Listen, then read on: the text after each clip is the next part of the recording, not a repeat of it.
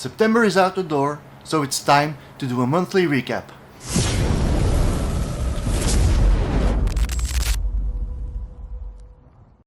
September's recap will consist of 3 topics. First one, the highlights, second one, order overview, and the third one will be store growth.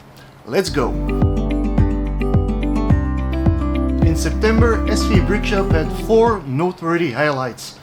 Our Instagram page reached 600 followers and is still growing steadily. Our bricklink store reached 300 orders, and we also expanded our inventory up to more than 70,000 parts. And last but not least is a slow but steady evolution on our YouTube channel, where we reached over 2,000 views and 28 subscribers.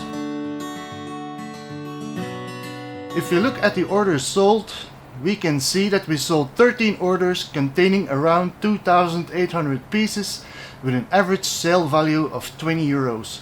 Compared to August, that is an increase of 46% on sold items and 42% on average sale value.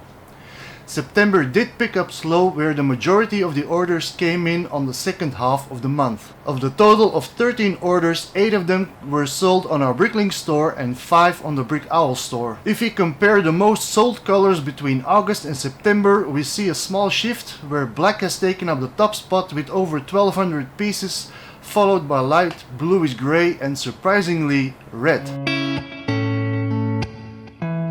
Despite August was a good month on increasing the store inventory, we continued this positive trend in September, where we pushed the store to even a higher inventory level. In September we uploaded close to 5,800 parts in 1,500 lots with an approximate value of 370-ish euros. With this addition and also counting the parts sold, we increased the inventory by 4% on parts, pushing the count up to 71,000 parts and 7,100 lots, which is a lot increase of almost 13%. With that being said, I hope you enjoyed last month's recap.